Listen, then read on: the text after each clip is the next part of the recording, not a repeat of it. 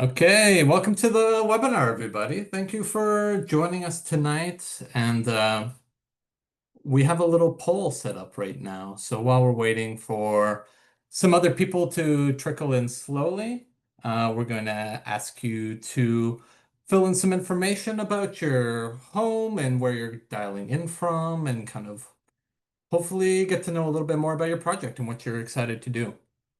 And we promise to be out of here well before the Jays game starts tonight.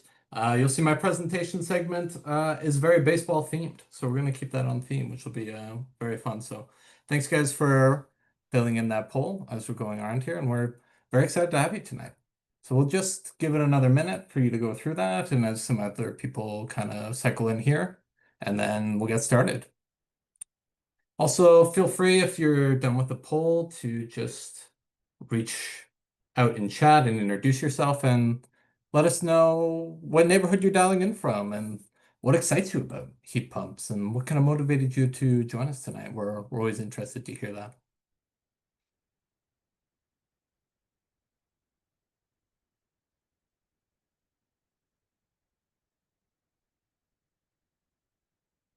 Great.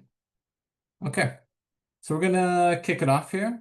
I'm going to talk a little bit about our agenda. We're going to do the land acknowledgements, introduce the speakers, and then we'll throw it around to all of the different segments that we have tonight. So thanks again for everybody who is coming out tonight. My name's Nathan. I'm with the Toronto Home Energy Network, and we're excited to bring you this webinar tonight. Drew, Michael, and I, and Jake, my colleague, we've been working really hard to put this together. So hopefully it'll be chock full of a good run through of why electrification matters at the high level, down to some more specific things about heat pumps and some anecdotes of people that have gone before and already installed them and are happy to share their wisdom with you. So jumping forward into the land acknowledgement, I always do a land acknowledgement, the standard land acknowledgement, as well as a contemporary political issue facing Indigenous people. So something you can actually take action on right now to ensure that Indigenous people are sharing in the prosperity of Canada. So our land acknowledgement is we acknowledge the land we're meeting on, and we're in the traditional territory of many nations, including the Mississaugas of the Credit, the Anishinaabe, the Chippewa, the Haudenosaunee, and the Wendat peoples, and is now home to many diverse First Nations, Inuit, and Métis peoples as well. We also acknowledge that Toronto is covered by Treaty 13 with the Mississaugas of the Credit.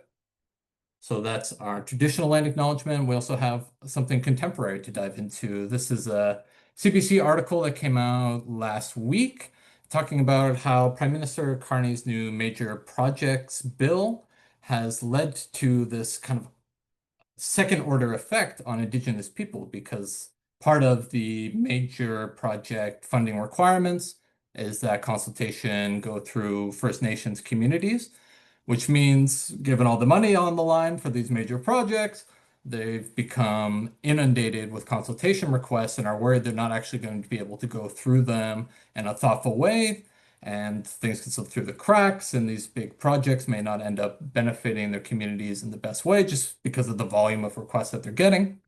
So the chiefs in Ontario are calling for additional funding to make sure that they're actually able to handle these consultations. And so the action there, it's the classic, call your MP, write your MP, drop into their office, but genuinely it does work for things like this, and handwritten notes and voicemails talking about this major projects consultation and making sure there's proper funding for that really matters. So hopefully First Nations can share in the prosperity of this eventual windfall that Mr. Carney is promising as well. All right.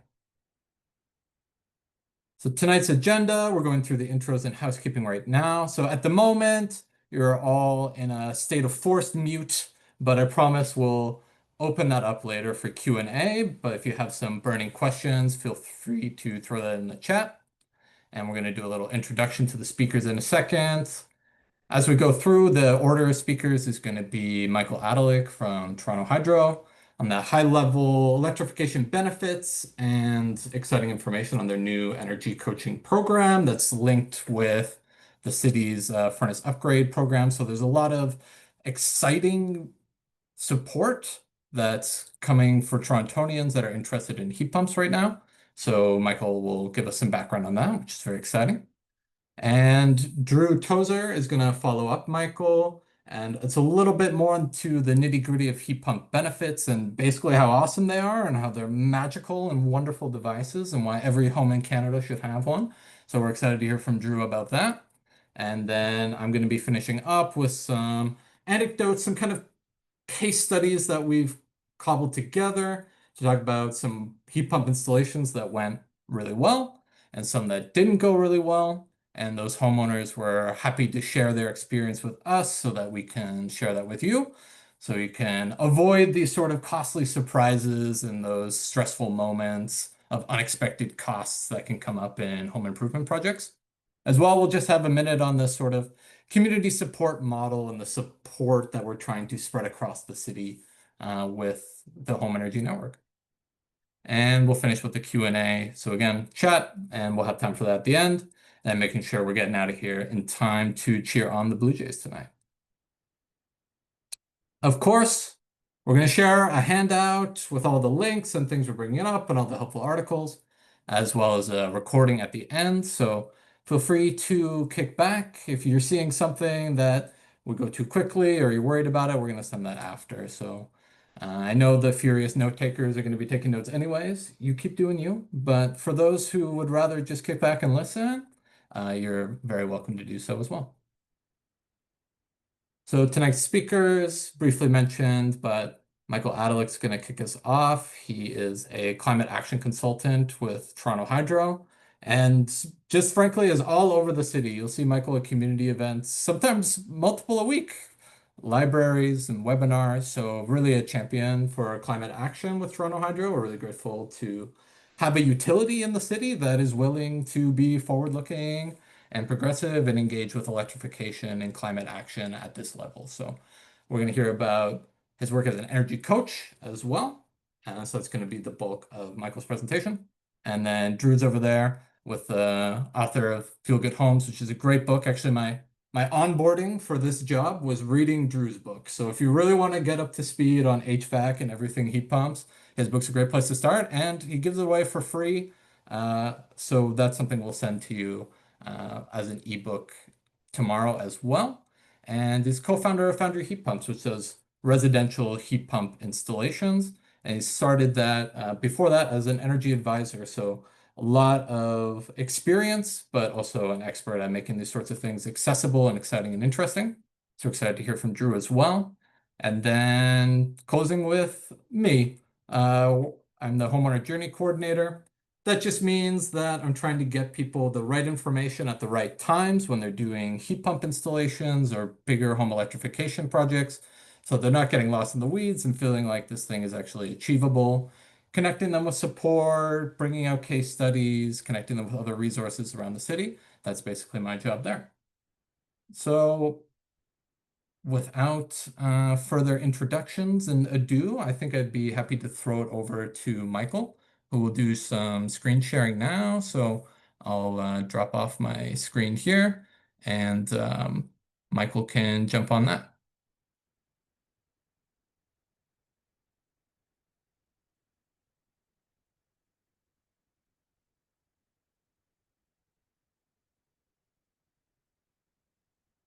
Okay, and you're on mute right now, Michael.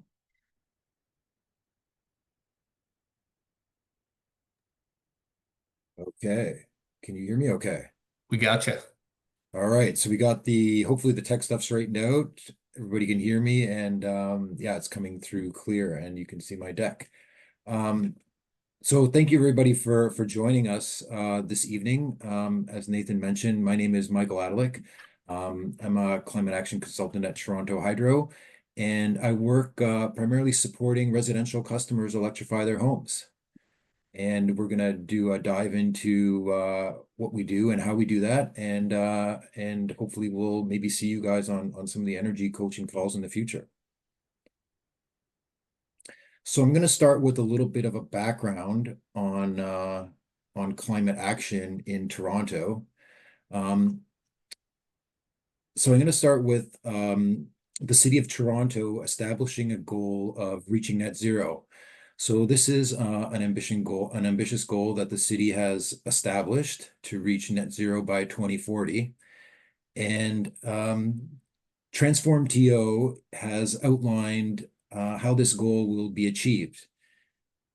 So this is a pretty in-depth document, and in that document, they have a greenhouse gas inventory that basically shows where emissions are generated in the city.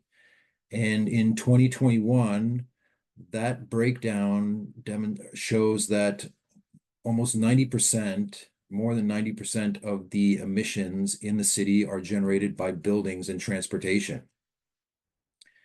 So in order to achieve this ambitious goal, the city had asked Toronto Hydro to develop a plan to support their goals and to meet these goals. So in 2021, Toronto Hydro responded to the city with a plan. And in that plan, Toronto Hydro was going to support this goal of reaching net zero by 2040 by doing a couple of things. One, by delivering significant greenhouse gas reductions in order to meet that goal, to stimulate local clean tech technology, so companies and businesses that support electrification and energy efficiency, and then thirdly, to advance social equity. Now I'm going to start to drill down more into those emission sources. Primarily because I'm in the residential team, we're going to talk about residential emissions. So at a home perspective, what that means is we're focusing on emissions that are being generated usually from three sources. And it's the burning of fossil fuels related to building heating. It's the emissions related to burning of fossil fuels to generate hot water. And then thirdly, transportation. And when we talk about addressing these emissions or energy efficient opportunities to generate greenhouse gas reductions, we're primarily talking about heat pumps in the home and EVs for transportation. So one of the things that we focus on is replacing those fossil fuel heating systems with electrically driven heat pumps, which is kind of the first stage of reducing home emissions. The second stage, maybe the production of domestic hot water, so more energy efficient and less carbon intensive means of doing that. And then thirdly, from the transportation side of things, with converting to electric transportation. And in some cases, we've seen that could mean 4 wheels. In other cases, it could mean 2 wheels or even 3 wheels. But that is the electrification of transportation.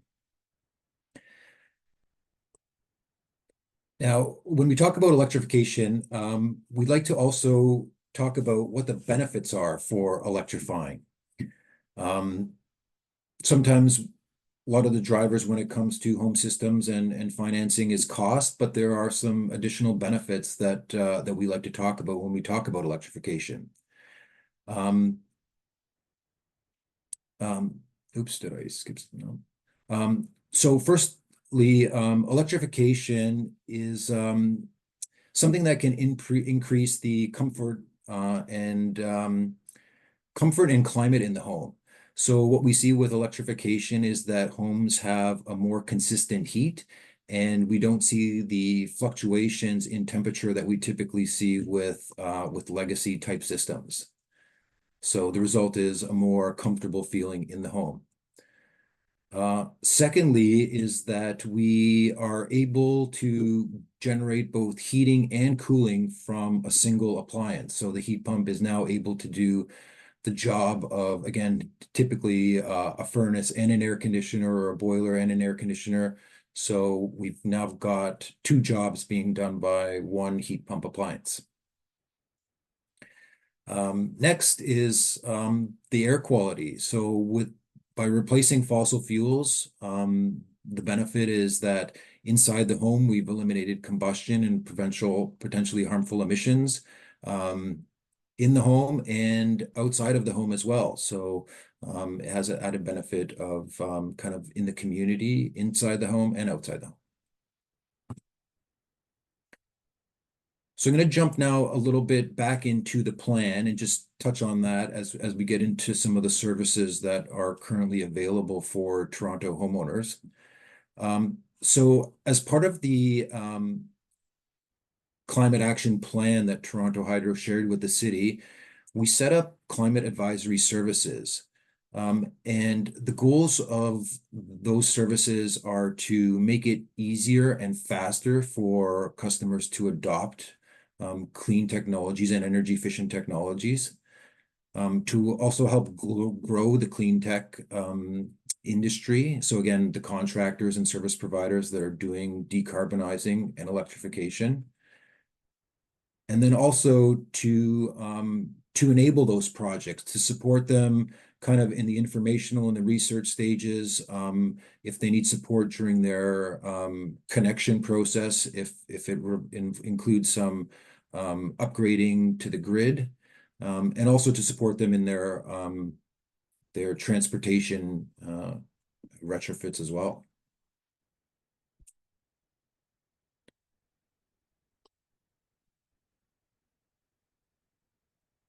So now I'll switch gears a little bit and talk more about the actual services that Climate Advisory provides to homeowners in the city. So the first one I'm going to mention here is the energy coaching. So this is something that was just recently launched through the City of Toronto.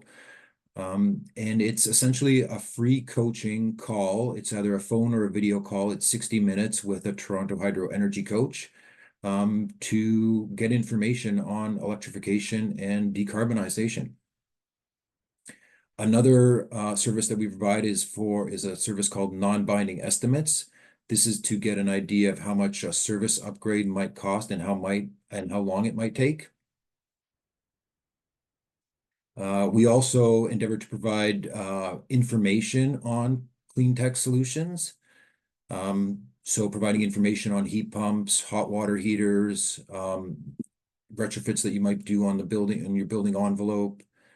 And then we also include in that local case studies. And we find that local case studies are a great tool to demonstrate the successes of implementing an electrification in the city. Next, we've also made it easier for homeowners to access and download their historical data.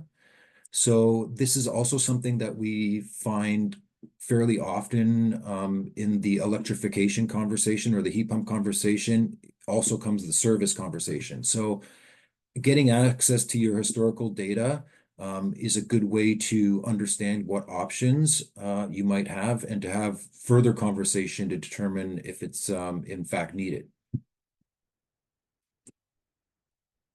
Next, we also promote electrification and decarbonization. So this is again in alignment with the city through community events, trade shows, and information sessions like this webinar. Next, we've also got a clean tech network. So this is a directory of contractors and service providers that Toronto Hydro has published and made available online. This is something that homeowners can use as a tool to connect with contractors to help with their projects. And then lastly, to deliver and support training to further incubate the clean tech sector. So I'm going to talk a little bit now about energy coaching. So as I mentioned, energy coaching is a free service to homeowners in the city of Toronto. And we find that these are great sessions for educating homeowners about electrification technologies. It's also a really great forum to ask questions and essentially myth bust or addressing misinformation that might be heard or relayed in the field or in the market, because we still see lots of that happening. And we like to make sure that homeowners and that are making decisions have the correct information so that they can make the best decisions that meet their needs and their goals. Next, on these energy coaching sessions, we like to review any available incentive programs or financing opportunities. again, to help with the adoption of electrification. We also then go through the clean tech directory, make that connection and share a link to getting access to that.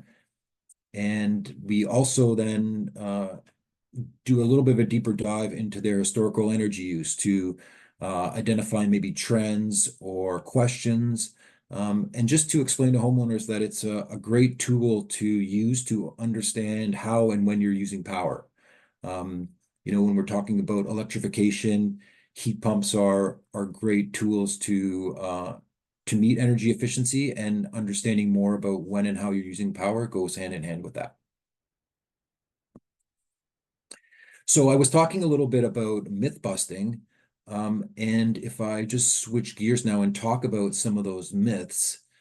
So something that we continue to hear and is common in the field is that heat pumps do not work in Toronto winters. So when in fact that modern cold climate heat pumps can definitely keep homeowners comfortable and warm, even in Toronto winters. So something that's fairly common, and something that we're trying to change the narrative of. One of the other myths that we hear is that the grid is not ready for electrification. And actually at Toronto Hydro, what we find is that the speed of electrification is actually more closely related to how fast people can adopt technologies than actually how fast they can connect them. So to the grid. So if everybody was going out and bought EVs and heat pumps tomorrow, might be a problem. But with the adoption rates that we're seeing, the transition to all electric is in hand. And then the last one, which I touched on a little bit before, was the idea of needing to do a service upgrade. So what we find, and from data that we've seen, installing a heat pump rarely requires a service upgrade. So again, that historical data aspect of being able to download and get your information from Toronto Hydro to discuss with your contractor is an important element of that. The next thing I just wanted to quickly share was just about case studies. So case studies are also a great way to hear about technologies that homeowners are adopting, to hear about their experience and the benefits that that have resulted from their projects. So this is an example of a case study that we did recently for a fully electric home. So this is a home that's 100% electric, no connection to the gas grid anymore. And the added nuance to this case study as well is that this is a hydronically heated home. So this is not a furnace, no ductwork in this home. This is actually a case study with an air-to-water heat pump. And I saw from the poll earlier that we had some of those people on the call. So this is something you might be interested in exploring.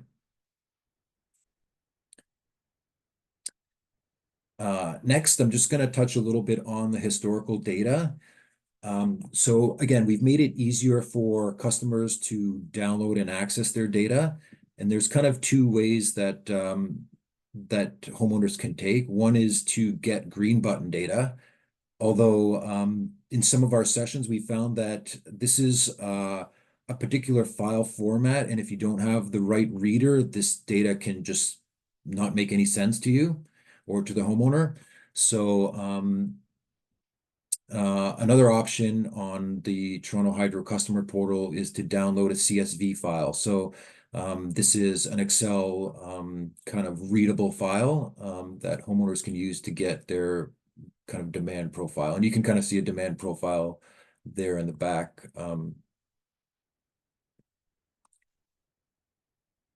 So those are two options for getting historical data. And when you talk about historical data, one of the things we also talk about is peak demand. So peak demand essentially means the largest amount of current that your home was drawing at any particular time. In this case, this is over a 12-month period. We've identified the single hour where your home drew the maximum amount of energy and used an electrical safety authority calculation to come up with an amperage equivalent. So again, this is important information to relay or to have if you're having conversations about, again, upgrading service as a result of electrifying or just increasing load at your home.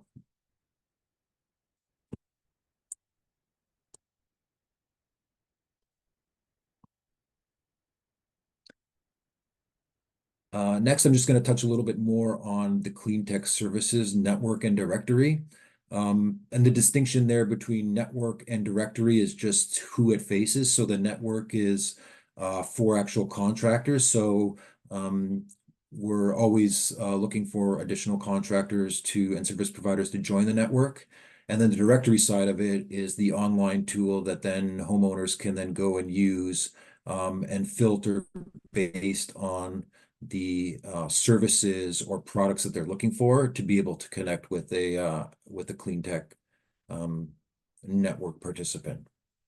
And if there are good candidates that you've worked with or that you've had good experiences with, you can share this information with them, and they can submit an application to be included in the directory and the network.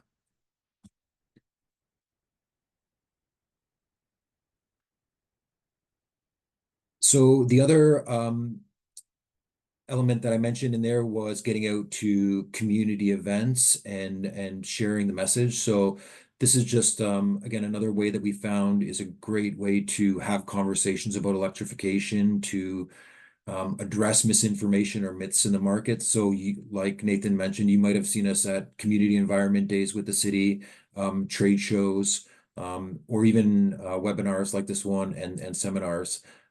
So actually on November 5th, I'm also going to be doing one with the Mimico Residents Association at the local library. So, kind of this idea of getting multiple sources of information to address kind of homeowners research and to support them on their journey.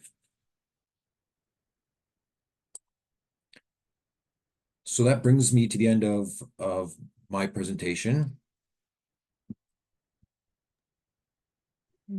Thank you, Michael. I mean, definitely a lot of community engagement I've been seeing around a lot. So if you in the audience are out in the world and you see Michael, definitely give him a high five. You're doing awesome work, and it's great to see a utility engaged in the market as well and doing some of that great myth busting. So I appreciate that so much. And I just a quick question for you, Michael, as well, and then we'll throw it over to Drew, is if someone's interested in the energy coaching, is there some homework they should do in the background to get the most out of the session with you, or are you just happy to take it from zero and just run with it? Yeah, good question. So we've typically seen a broad range of people using the energy coaching service, from people that are kind of new or just starting their journey, to people that have heat pumps already and don't really understand or didn't get a good handoff from their contractor to Mm. understand how they operate or how to control them or how to change how they're controlled, to homeowners that are getting heat pumps installed the next day. So I think it's we see a broad range of people using the service. The other thing that I'll mention too is that the energy coaching is also an ongoing conversation. So the intent is not that you just get one shot to do the coaching session. So the energy coaching line or email address is always open. So even if you have a coaching session, the line is still open to continue the conversation. Because there's a lot to learn, and that's something else that we heard about. It can seem overwhelming at times, and as you learn, more questions arise, and as you hear things, more questions arise. So it's more of a journey than or a marathon than a sprint. I like the journey. It's in my job title for sure. So I like this. So thank you so much, Michael. If you can stop sharing your screen, we'll throw it over to Drew. And I see, Drew, you've already noticed that there's definitely a theme coming out in our chat already about air to water. So if you have something to say about that while you're going through, that'd be really awesome. Yeah, I think that I'll cover that a bit in the presentation, but we could also maybe leave that for the Q&A as Yes, sounds well. good. But yeah, that's a big topic. Yeah, so I'm here to talk about what's a heat pump, and arguably more important, why should you care? So yeah, I am the partner at Foundry Heat Pumps. I also published Feel Good Homes, which is how to choose the right heat pump for a comfortable, healthy, sustainable home. And I basically wrote that in simple, plain language for an average homeowner to read it and sort of learn enough about heat pumps and electrification to take next steps, but without trying to not overload anybody with information. I also produced an explainer video that I think has been on the landing page and a whole bunch of different places. It's just a 4-minute 2D animated explainer video that's going to be, I think, a much more succinct explanation that, that I'm going to go into today. Let's go to these. So for heat pumps, I'm going to start with air conditioners. That's something that everybody sort of understands what they do and what their role is. Everybody's more comfortable with them.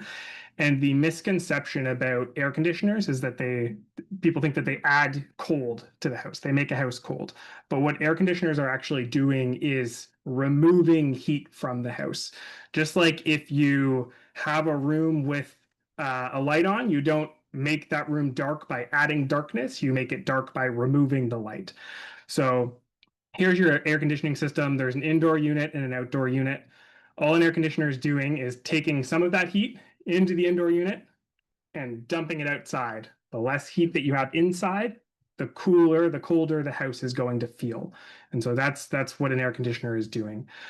So wouldn't it be nice if there was some magical way to switch directions for this and make that air conditioner work the other way? So here's our button.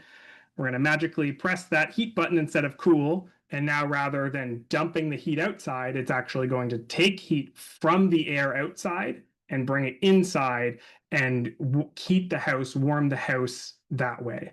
And ta-da, not a surprise, this is a heat pump. A heat pump is just a two-way air conditioner. They've been around for a very long time. We are just getting better and better at improving the efficiency and the performance at colder temperatures. But it's just a two-way air conditioner, so there's just the button that you press, the thermostat goes from cooling to heat to cooling to heat.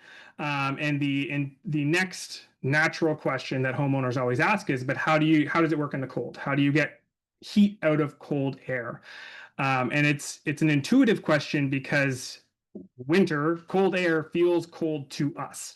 So it's hard to imagine that there's much energy in it.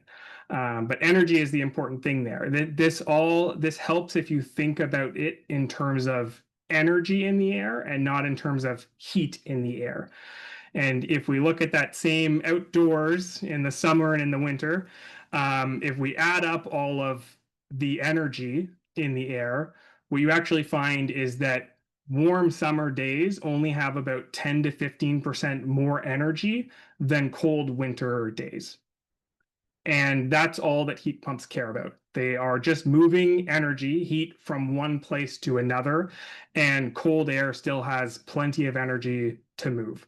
It does get harder to move the same amount of heat as it gets colder, but we've seen that there are proven success, especially in Scandinavian countries, and I don't think anybody would argue that Scandinavian countries are warmer or more comfortable than here.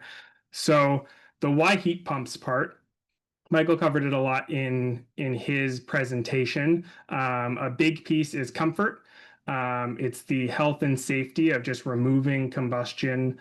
Well, two parts there for health and safety. One is removing combustion from the house, so you don't have to worry about those byproducts.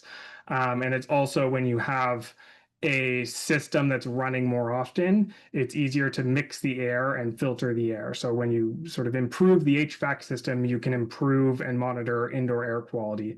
And then I think why a lot of us are here is the sustainability piece. In Ontario, we have an extremely clean grid, and the energy independence, I think, is very interesting. A sustainable world is an electric world. Like we have the tools, and there is a path to having low carbon, renewable electricity that runs heat pumps so that we have sustainable heating as well. And homeowners and provinces and countries, well, homeowners specifically, you can't drill, you can't extract and refine oil and gas in your backyard, but you can, if you want to, if you have space, put on solar panels, do wind turbines, depending where you are, and generate your own electricity. So there's an energy independence angle to this. And so this is sort of what is the purpose of a house? This is the border of the house. The whole point of a house is to be able to protect you from outdoor conditions. It's to protect you from the weather. It's to protect you from the rain and when it's too hot, when it's too cold. And so for temperatures, that energy is always trying to go from hot to cold. So in the summer, we're warming up the building, right? And all that heat is trying to escape. It's trying to get back to the cold so that everything's even again. And why this matters for heat pumps, one is that the amount of heating that your house needs depends on the house. It depends on the house, and it also depends on the climate that you're in. Right now, we're basically just talking about Toronto, so that's sort of a fixed variable for us. But if we're talking across Canada, if we're talking internationally about this, which I think we will, I saw a question about the UK, there's a big part here of, well, what outdoor temperatures do you need? What outdoor temperatures do you see? And that changes the amount that the system has to work. So if we sort of zoom in on comfort, I think this is a piece that's often sort of misunderstood or forgotten about.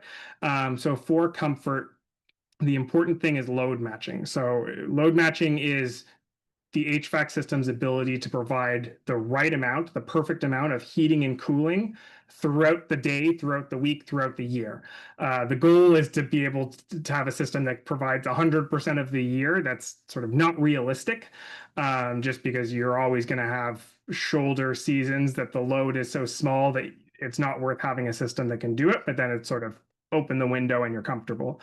But the reason that load matching matters is because a lot of comfort problems come from having oversized HVAC systems. So when a furnace is too big, the thermostat calls for heat.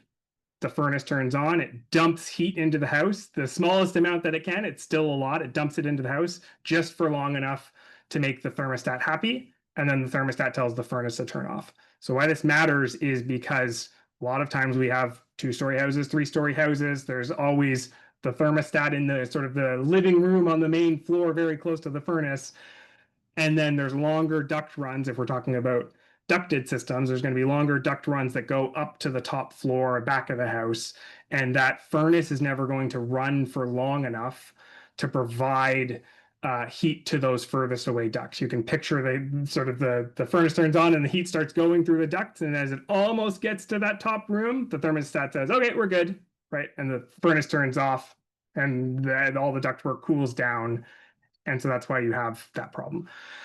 And what we see for Toronto houses, almost all HVAC, especially as an energy advisor, when I was out in the field, I basically never saw an HVAC system that was the right size for the house. So most houses need between 2 to 4 tons of heating during one of the coldest weeks of the year. And every other week apart from that is going to be less heating required. It's going to be warmer hours.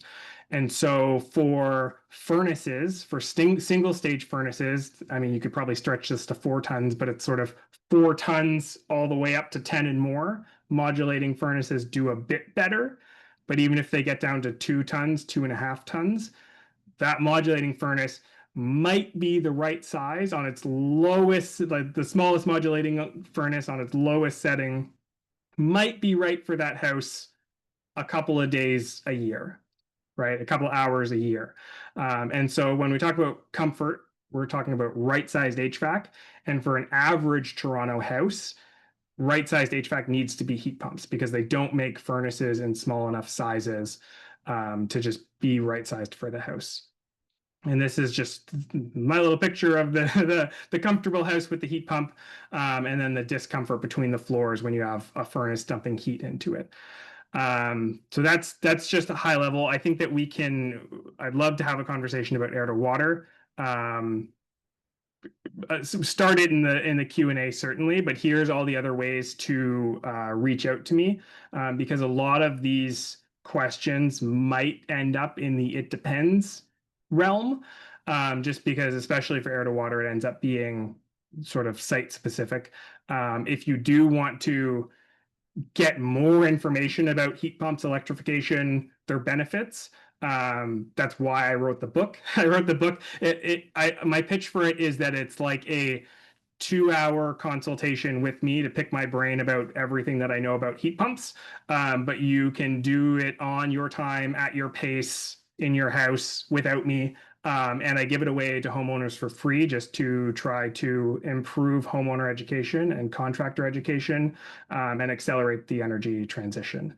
And yeah, you can also, my phone number is there. You can also just text me and I'd love to talk about your project.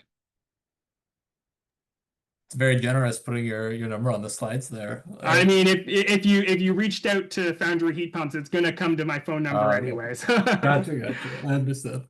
Cool, thanks. I mean, I've seen you speak multiple times, and it's always really nice you're making the information accessible and engaging and interesting. And you're right. I think like one of the challenges of HVAC is each home and getting your heat pumps in your home is each home has some special quirks. There's some archetypes, but any past work and if you're sharing a wall and where your sun's facing, these things all can play a part. So it's important to have a conversation about your home in particular, which is why it's great to get the high level education, but also to engage in support services like the ones that Toronto Hydro are offering, because they can walk you through those questions and find out your special case and take it as a unique option there. Great. Okay, I'm happy to jump onto my presentation now, and then we'll wrap up with some Q&A at the end.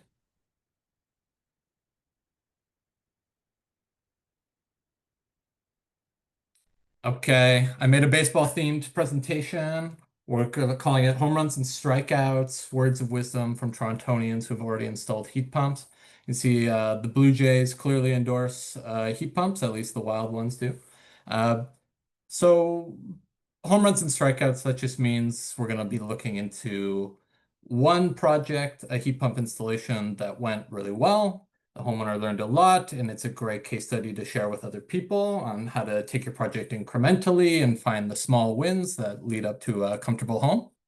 And the strikeouts come from people that were installing heat pumps many years ago and encountered some issues with installations and equipment and were kind enough to share their stories with us. So as we make heat pumps more mainstream, those issues don't have to happen anymore. So we are indebted to both of the homeowners who shared their stories with us.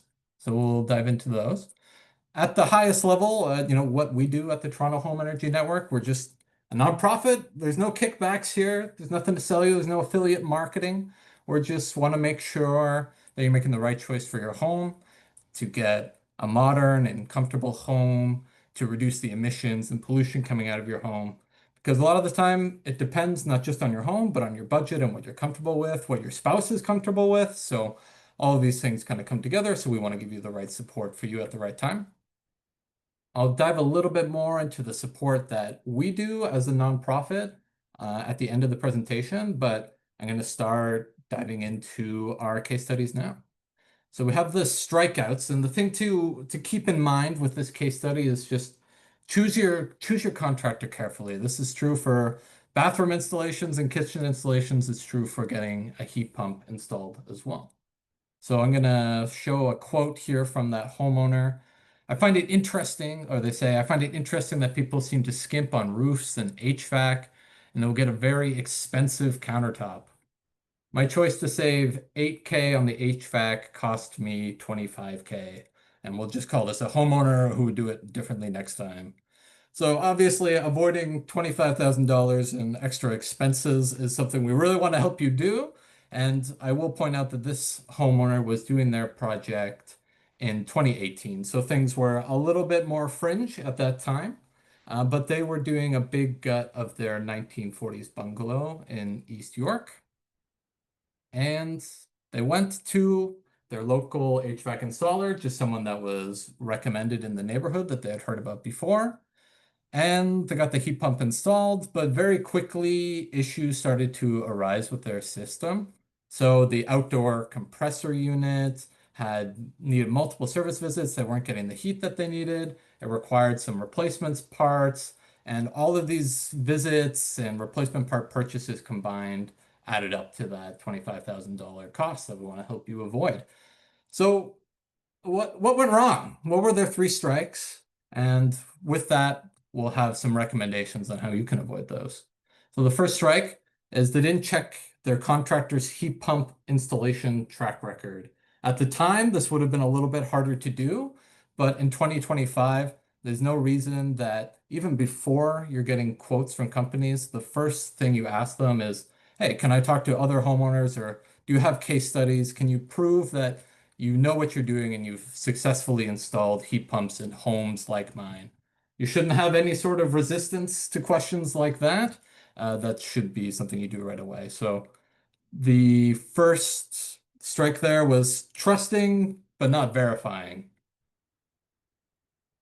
Second strike, heat pump manufacturers often include extended warranties if you use one of their certified installers. So that's saying like a Mitsubishi has a network of certified installers, and for using those, they'll incentivize that with extended warranties. The homeowner missed out on this perk. This would have helped them because to this day, with their heat pump installation, they're not certain if the installer wasn't putting things in correctly or the heat pump had manufacturing defects. For both of those issues, going with the certified installer would have helped them out. On one, they know it's probably not the installer because they've received extra training on exactly the system that's going into their home. And if it is a manufacturing defect, the extended warranty is going to cover that. So it's not an out-of-pocket expense at that point. And the last one is they deprioritized the HVAC budget during a big renovation. So when they got the first quote, and it was like, great, this guy's coming in $8K cheaper than maybe a different guy I've talked to. We're doing a lot of things at once. That seems like a great thing to do, but clearly pushing off the HVAC led to a big headache later. And that's not the thing to do because having a heat pump and a properly sized HVAC system in your home affects your comfort every minute that you're in the home. So it's definitely something to not push to the periphery, but really take seriously if you're thinking about doing a renovation in your home. So how do we get a short list of trustworthy contractors so we're not getting into these headaches that these homeowners went through? I'm just going to go through these fairly quickly because, again, we're going to be sharing the article that we wrote on exactly this, which is on our website, with you following the presentation as well. So case studies like the one we're doing now, but we also publish case studies on our website where people mention the contractors that they've worked with and whether or not they had a good experience. That's, again, a good thing to start with trust, but always verify and be asking questions about their experience before you decide to go with any particular contractor that you read about in a case study. Retrofit advisors are something that they're a type of designer that can stand between you and a contractor and make sure that when the contractor is giving you a quote, that you are understanding everything they're trying to do in their home and comparing that with other possible improvements. As well, they have a network of contractors that they've been working with for years, so that removes some of the uncertainty about who's going to be working on your home because this retrofit advisor knows them well and has seen their work on other homes in Toronto. The Home Retrofit Forum is a great spot as well. One of our volunteers started this extremely helpful and informative Facebook group. And that Facebook group, people are answering questions very quickly every day. So this is a spot where you can join, throw in some information about your project and what you're struggling with, and I guarantee you multiple people are going to respond with helpful information. And then, as Michael was mentioning, there's the Toronto Cleantech Services Directory, so you can go through there and see that there's some contractors that really care to get that extra certification to build that trust with homeowners. There's another directory as well. It's called the Heat Pump Champion Advocate Directory, which is a bit of a mouthful, but you get the idea. It's doing a similar thing and trying to connect homeowners with contractors that are going to put your needs first. So in summary there, a bit of a strikeout, a bit of a flop. So let's move on to something a little bit more exciting. We have the home runs, like project that went really well. And the theme to kind of take out of this homeowner's project is that measuring beats guesswork every time, and it's easy to just use rule of thumbs and hope and assume you know what's going on, but getting measurements done first really helped this homeowner get their heat pump installed properly. I believe this homeowner is in the call as well, so thank you so much for providing this case study so other people can benefit as well. So much appreciated. So a quote from them: I had one uncomfortably cold bedroom that I thought I'd have to do extensive renovations on to make more comfortable, but it's now very comfortable, even on the coldest nights. So we'll call this the homeowner who got it right the first time. So some project details before we got into what went well with their project. We have a 1910s home in Seton Village. So century home, definitely drafty, definitely leaky, still has a heat pump in it that's serving the home very well. But their issue was uncomfortably cold bedrooms on the top floor, the kind of places with drafts. You'd walk in and feel like your toes shriveled up and your nose starts running. Just not pleasant at all. So they decided enough is enough. We're going to improve this. They did their whole project in 2022. And again, they thought they needed a large and expensive renovation to make these bedrooms more comfortable. They felt cold. They thought, okay, the fix must be insulation. I'm going to have to maybe put some things on the outside to improve the insulation or put insulation between the bricks in our home. All these things can add up, but they found, with starting with measurements, that smaller fixes were all that's required. So let's get into the details of how they succeeded getting their heat pump into their home. So their 3 wins. They put their comfort first. This is something that they actually prioritized and said, like, this matters for my home, and I want to reclaim these rooms that I don't feel comfortable in anymore. So actually having that as the value that was driving the project, I think is very important for anyone going forward with their own project. So I count that as a win. And they started with measurements. So they began with something called an energy audit, which, no one likes getting audited, but think about it more like a checkup on your home's heating and cooling health. Things like how drafty is your home? How much heat does it actually need in the winter to keep you comfortable? All of these things, there's kind of rules of thumbs and ways of guessing at it, but nothing can replace getting the actual measurements done with an energy audit. So they did that first, and it helped them a lot. And they took their projects in stages. So rather than trying to do everything at once, they got the audit done and then these small improvements sequentially. And the reason that that was successful for them is they found that with doing these small improvements, the comfort improved massively. Their goal was reached, and they didn't have to do this big project that they thought they were going to do. So the decision to spend around $4,000 in small fixes, and I'll get into the details of what exactly they did, as well as the handout we're going to send to you after, has a fully costed out line by line improvement of all the improvements and who they used and the cost of all those in 2022 prices that we're going to share with you after. So kudos for being so organized to that homeowner. And so it saved them around, 15 to 20K potentially in unnecessary insulation costs. This is about what doing this big retrofit would cost. So they ended up saving a ton on that. So I talked about energy audits, these small fixes. We started with the energy audits. Air sealing was another small fix they did, and aero sealing. So we'll talk about those quickly. So energy audit, we've already covered. Measurement beats guesswork.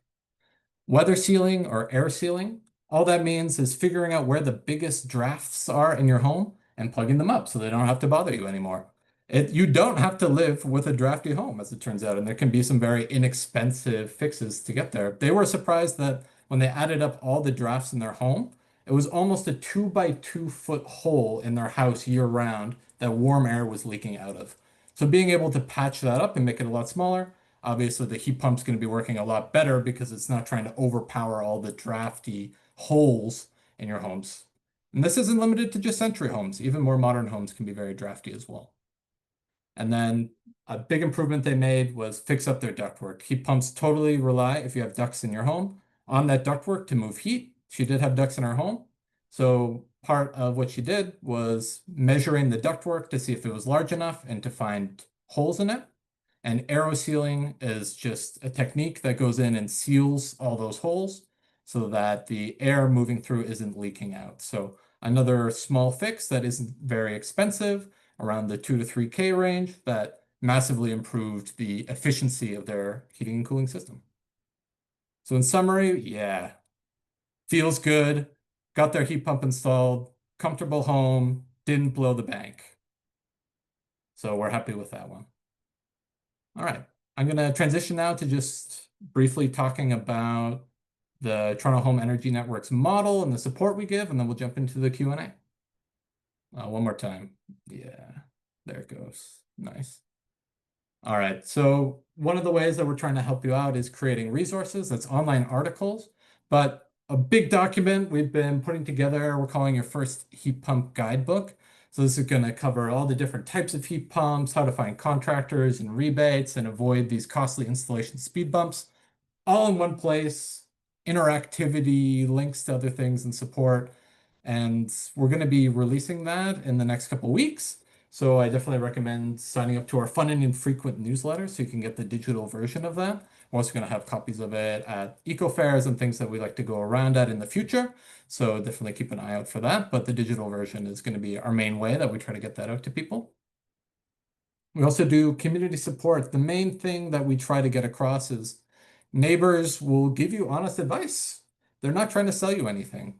And demystifying heat pumps and actually believing they can work for your home is sometimes you actually got to see it working in someone else's home and hear about their experience. So understanding that there's a kind of a network aspect of new technologies diffusing through the market, we try to work with that curve and push it by doing demonstrations and support through parties like heat pump parties, energy audit parties, and walking tours around the city. We did a couple walking tours for Climate Week that was really great. And our goal is really just to get in-person and digital support for anyone that in Toronto that wants to go through a heat pump installation and electrification in general. So with that, we have partner communities. We're trying to set these up all over the city. Right now, we have 6. We have partners in Parkdale High Park, the Pocket in the East End, Seton Village, Bedford Park a little further north there, Harvard Village downtown, and I think it's very cool. A group of employees at Armstrong Fluid Technology have a support group at their work that we're working with too. So we help them by giving them support on running their events, whether that's promotion or materials, whatever they need, so we can get that community model really chugging along. And our online support as well. I mentioned the home retrofit forum earlier. It's really solid. So that's kind of a very basic thing you can do is just joining this group and start to ask questions whenever you get stuck on something or you're confused about something. You'll get really quick answers there. So cannot recommend that Facebook group enough. All right, so I'll just say, well, thank you. That's the end of our kind of organized speaking section for this. Go Jays Go, and thank you to our funders. Toronto Hydro is one of our funders, as well as the Atmospheric Fund, and they make our community organizing work possible. So we really appreciate that. And then with this, we'll jump into a proper question time now, and I think I'll stop sharing my screen so we can start doing that.